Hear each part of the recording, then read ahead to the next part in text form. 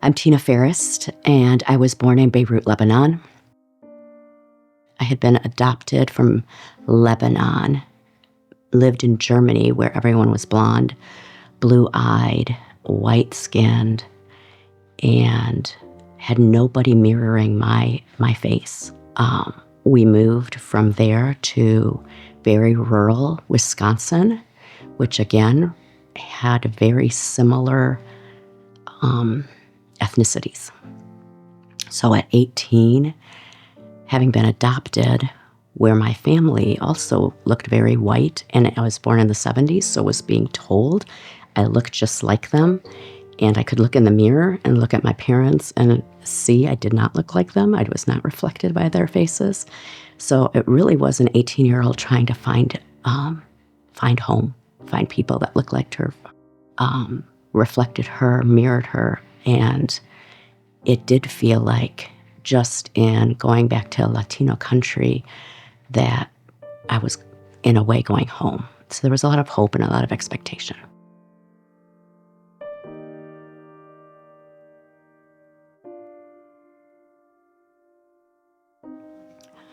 Learning a new language for me was very young feeling. Here I was a graduate. My peers were all going on to university, and the only people who would spend time talking to me because of my language, because of the language barrier, were children.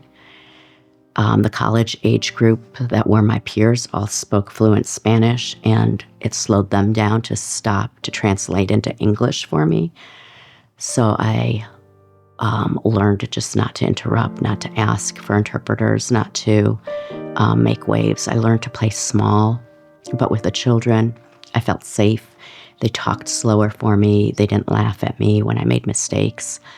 They were very patient with me, but it did make me feel insecure about my own intelligence and my own ability to communicate. I missed out on friendships with young people my age. I missed out on the cultural experiences of a young adult. I missed out on doing things that other university-age students were doing. I, lived very simple, lived on the compound, lived talking to children, but that felt safe.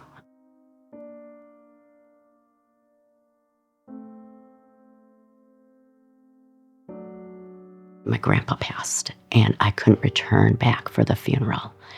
All my siblings, all my cousins, it was a huge family reunion. They sent a picture, and I felt just so lonely and sad and isolated and separated from family, from friends. And then my sister got married, and I also couldn't come back. They sent me pictures around that time.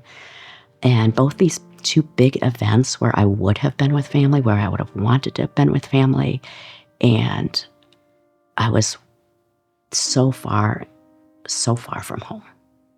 Physically, emotionally, spiritually, I just wanted home, and I couldn't financially afford to go back for these really important events.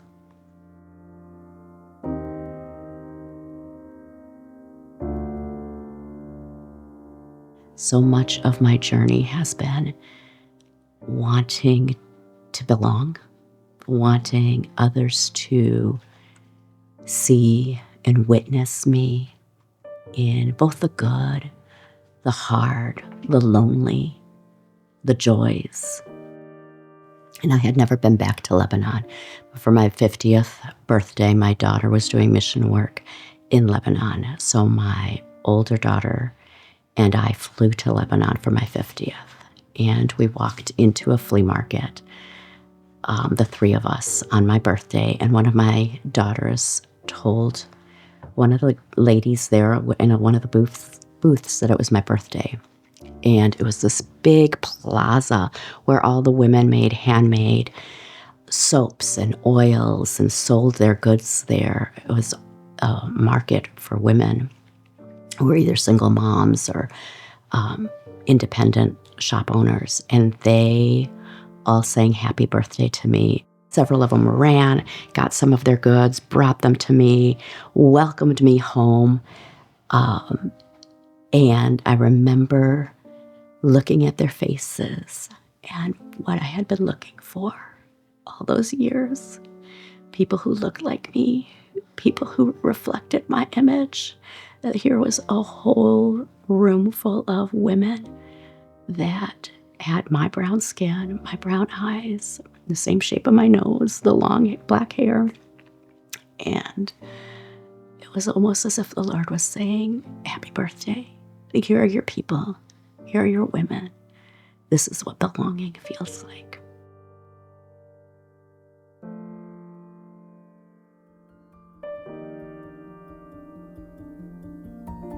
What would I tell my 18-year-old as she got off the plane? You're so brave. You're so brave. You'll meet lots of people. You'll find your people. You will find your tribe. You will find belonging. Go out and live your big adventure. It's worth it. It's worth both the sorrows. It's worth the pain, because there's so much joy woven throughout it. Live your big life.